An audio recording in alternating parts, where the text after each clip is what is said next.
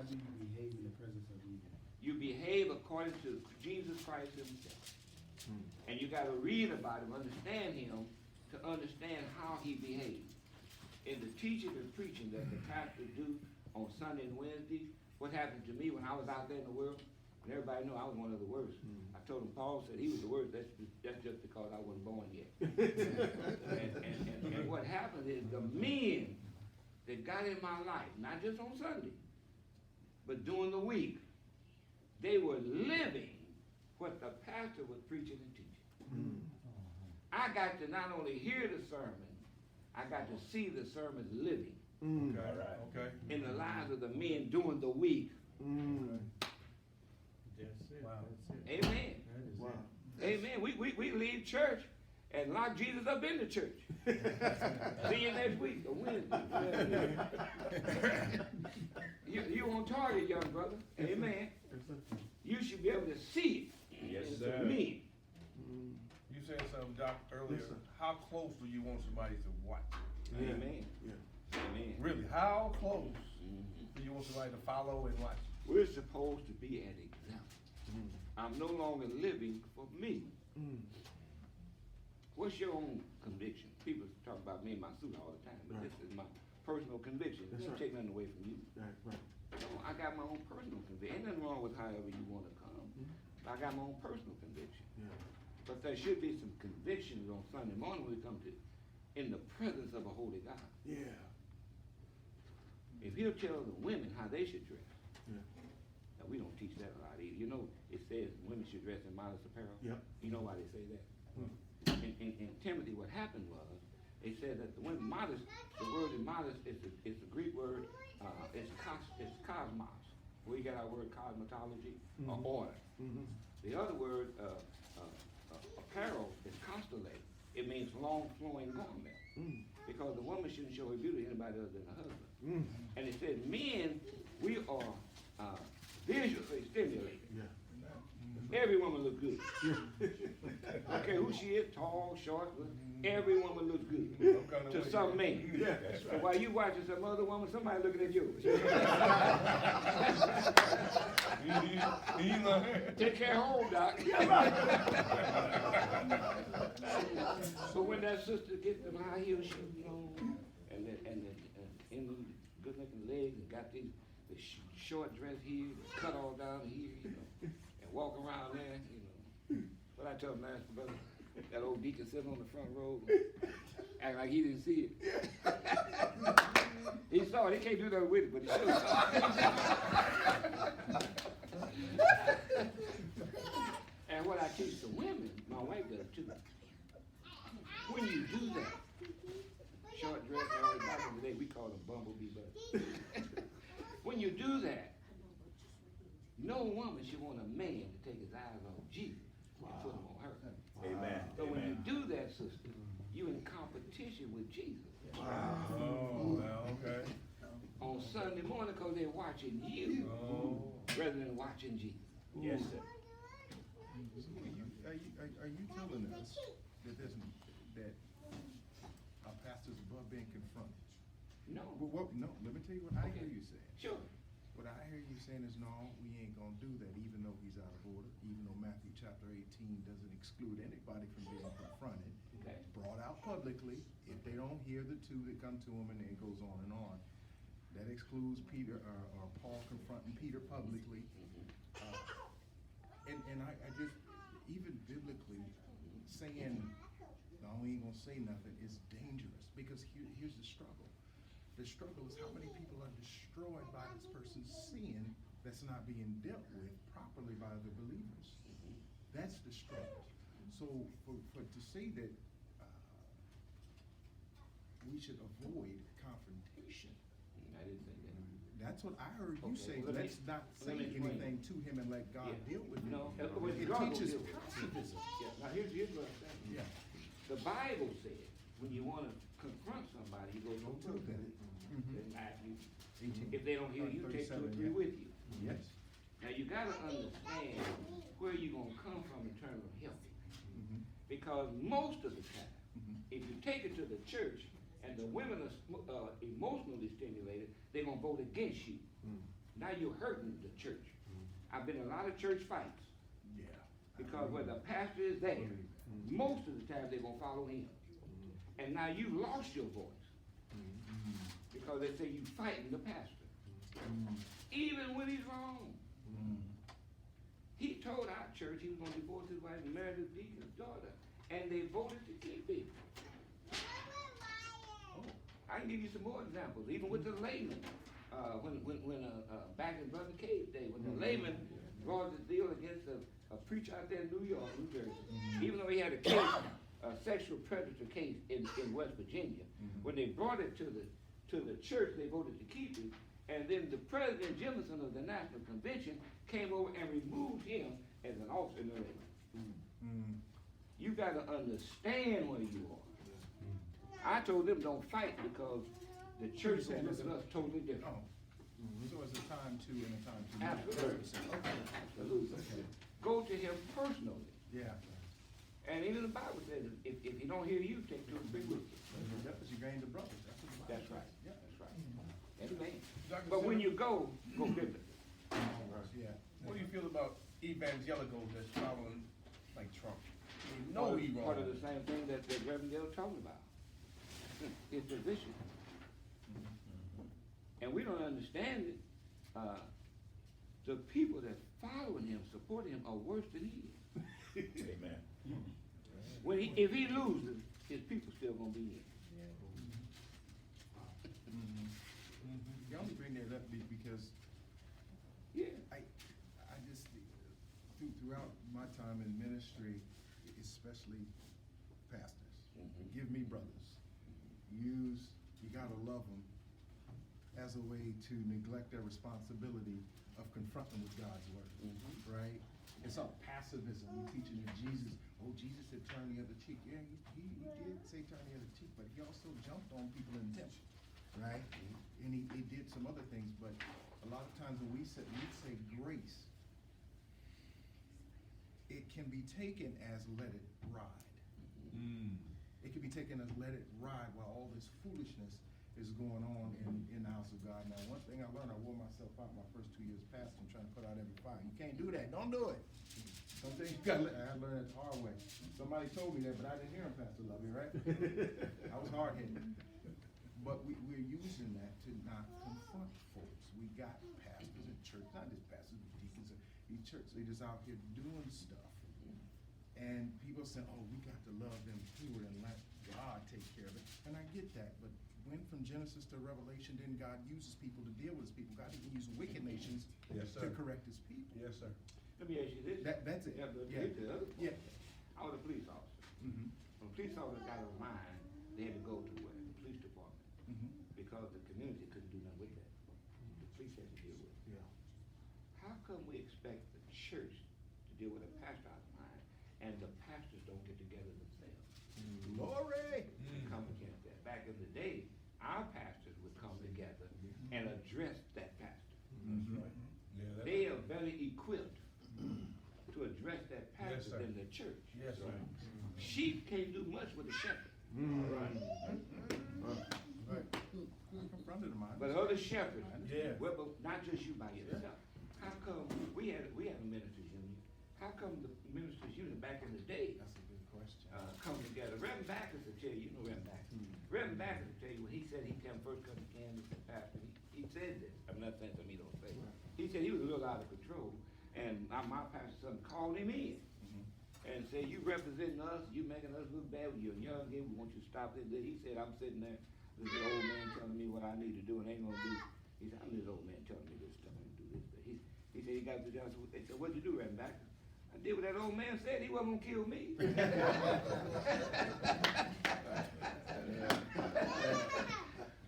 We expect the sheep to do something Yeah.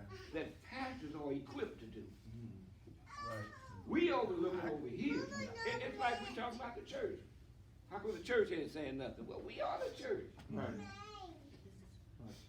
Who's better equipped?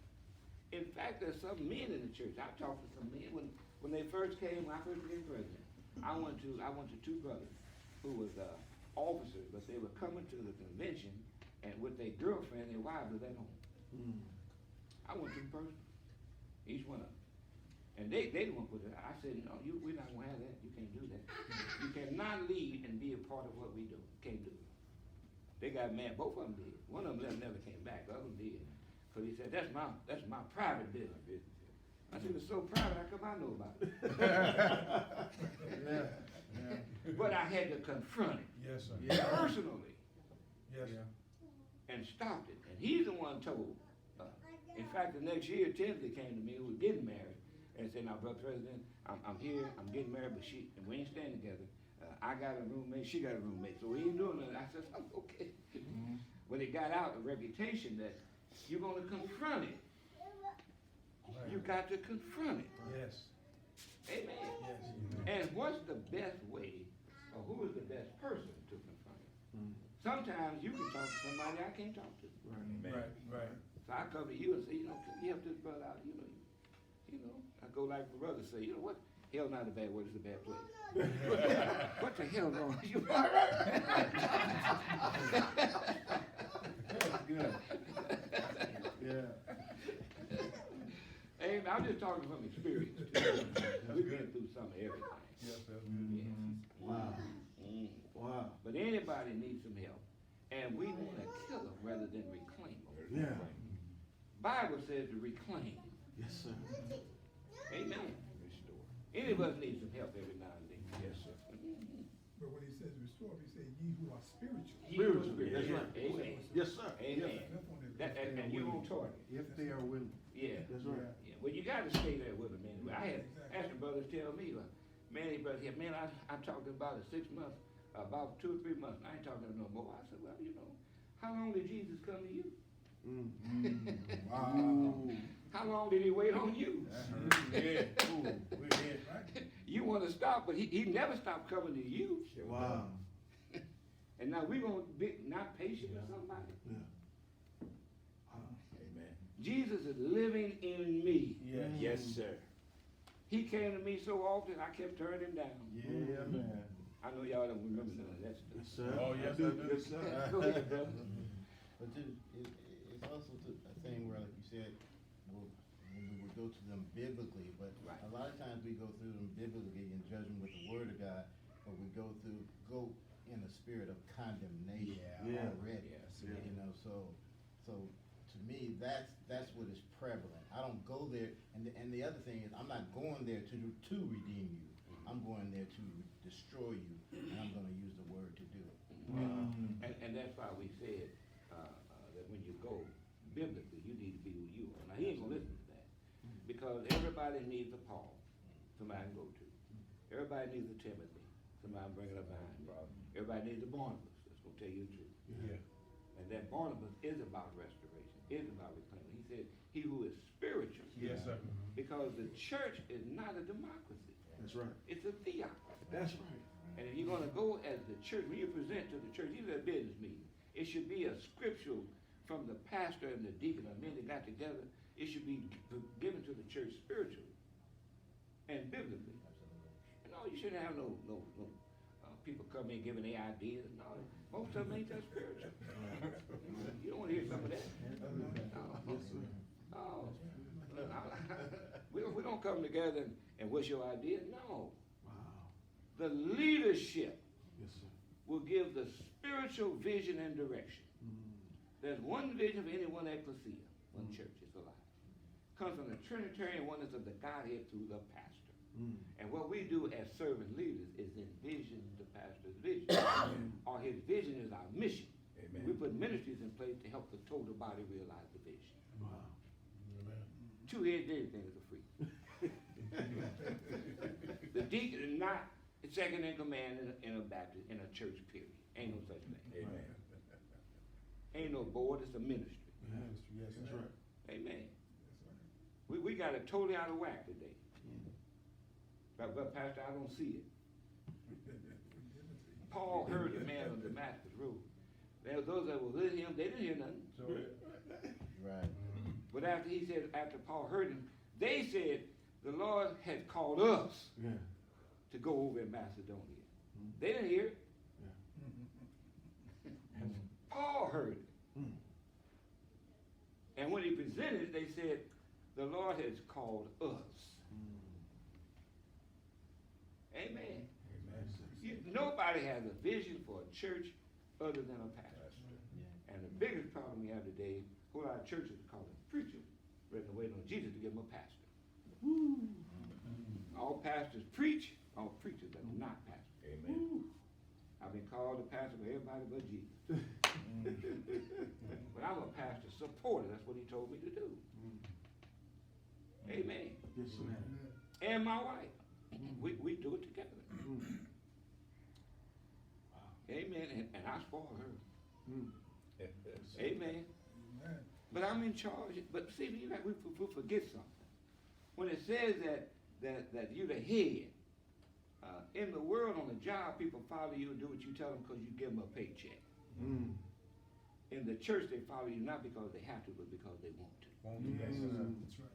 You got to present it in such a way they want to do it. Amen. My wife follows me because not she has to, but because she wants to. Yes, sir. And we forget that when you call to be pastor, deacon, it's not up here. No, we say it all the time. Jesus is who we want to follow. Yes, sir. I've had a higher calling. How come we get a higher calling and Jesus came lower? Ooh. That's good. And servant, who we supposed to be. Amen. And you can tell the servant by the way he reacts when you treat him like a servant.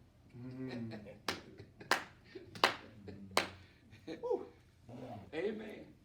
Two positions in God's kingdom. King and servant. And the king position is already filled. Go ahead, brother. When it comes to the church body, how do you feel on, should other members have a vote in business meeting, or should it all be the pastor who makes the decision? You know, we vote, but here's what you do. When you Because I heard a preacher say that his members don't have no vote. Well, what happened is, when you come, you're presenting it from a biblical perspective. The scripture says, the pastor comes and say, here's how we're going. And so we do it based upon a spiritual biblical direction. If you come in with human reasoning, you have issues. Because everybody has an opinion. So they do vote, but when he presents it biblically, if you argue against it, you argue with Jesus, not him. That's why you stay biblical. Amen. Amen. But we don't study like we should. Amen. I ask this question in my class all the time. How often do you study the Bible? Some of you. How often do you study the Bible? Some of the brothers. Daily? How often? How long? Maybe about an hour. Hour. Okay. I say that's pretty general. Now let me ask you this. Name something in your life right now that's not temporary. It's not temporary. That's not temporary. That's not temporary. That's Jesus. Yeah, What else? something not. That's it? Something not. Okay. Now think about this. In a 24-hour day, I get 8 hours of sleep. You study the Bible 1 hour. So for 15 hours, you concentrating on the temporary. And for 1 hour on the eternal. How you gonna know what Jesus is saying if you're not studying the scripture? That's right. That's right. Wow. And that's different from reading the Bible. Reading and studying two different things. Different thing. Two different things. Yeah. And we spend 15 hours on the temporary. I told folks the other brother had that $900,000 house. Yeah. And I said, man, this house is beautiful. Going through that house. I said, boy, this house is beautiful, man. Had a 8-car garage, had a movie room, and all this. Had a 10-bedroom. It was, man. I said, man, this house is beautiful. I might know something about this house you're talking about. He said, how you gonna do that? He said, how you gonna do that, man? I built this house. How you gonna tell me something about this house? I said, well, this house is so beautiful and so well built. One of these days, somebody else gonna live here. That's right. It's all temporary. Amen. The job, I never thought I'd stop being a police officer, man. I've been gone 20 years. You don't think about that. It's temporary. Amen. And we spend more time on the temporary than we do on the eternal. Wow.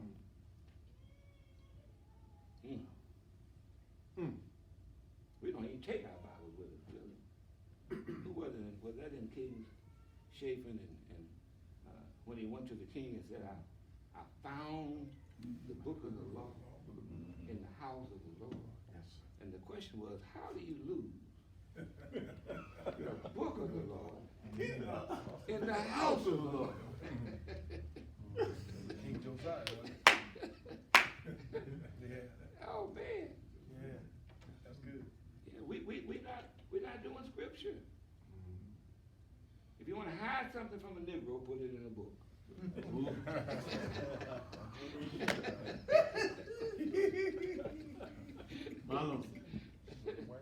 Amen. Amen. But this is what we're about. How do I get to study? I need somebody to help me in my study habits. And I get up every morning at 4 o'clock, 4:30, and make some coffee and study. I didn't always do that, but the men that got in my life, they the ones that stayed in my life.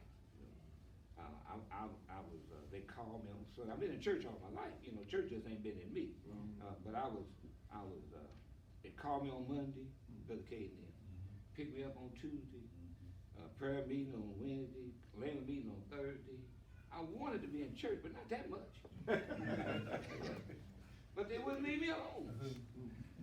The pastor don't have to do that. The men do that. Right. The pastor does the preaching and the teaching. Preaching to bring them out of the world, teaching to bring the world out of them. So what do they see with the men during the week? We bring them in on Sunday. Baptize them, shake their hand, God bless you, good to see you, you know. And in the service, God bless you, take care of yourself. And, you know, we'll see you next Sunday. Yeah. You know. That's what we do. Yeah. Who would have a baby on Sunday morning and love that baby, feed that baby, play with that baby, and tell that newborn baby, take care of yourself. And come out Wednesday if you can. Wow. And we'll see you next Sunday. Where's the Deacon Family Ministry plan? Where are the laymen that get into the lives of these new brothers that come in? How come we not having a deacon? I learned how to read scripture. I learned how to read a prayer. I did a welcome 10 times down in the layman meeting before I got upstairs on Sunday morning. I just learned the difference between a short talk and a meditation. We have a scripture, a meditative thought, and a prayer, a song. I learned all that in the layman. Because we learned that with each other, with men coming together. They didn't believe in no dead deacons giving devotion. No. Now they're bringing in this to the church, all kind of stuff. We ain't saying nothing. The word worship, proskuneo, means to fall at his feet and worship him for who he Yes, is. sir, yes, sir. Service is another word for worship, latria. Yeah. It means that divine praise, the transition to divine service. Yeah. And now we're talking about praise and worship, praise and worship, when praise is an element of worship. Right. Yes, sir. That's right. But who we teaching? Yeah. I stay in trouble at A Street. Them boys ain't coming there with no britches and all that hang down and stuff. Absolutely not. We teach at one of our churches, Good News Club, at the grade school, we teach that. And we got these little third, fourth, and fifth graders. And, you know, they out of control.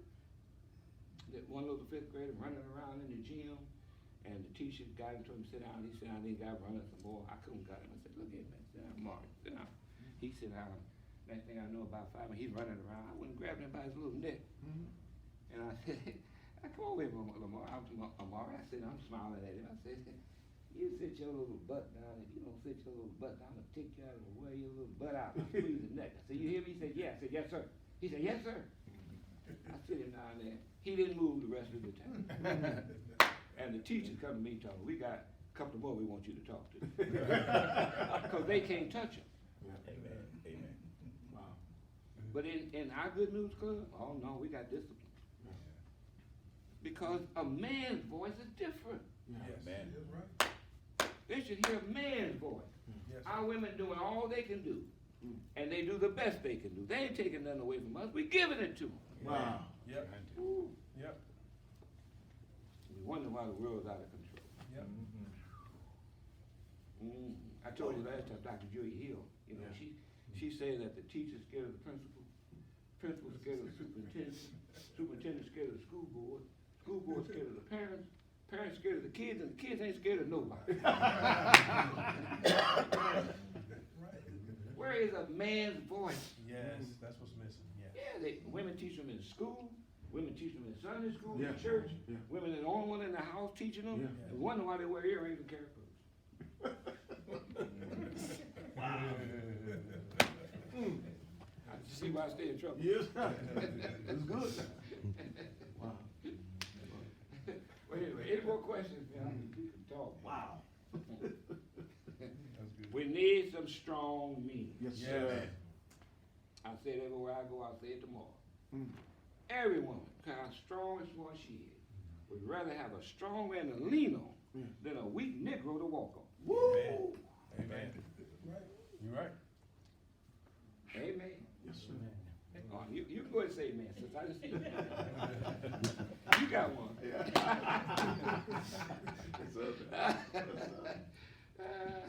I just appreciate being here, really. Anybody got anything else? Wow. Glad to have you. Yes, sir. My brothers, we talk a lot. Yeah. Yeah, yeah, yeah. And listen, you want to find out what your ministry is? Go back and look at your life's journey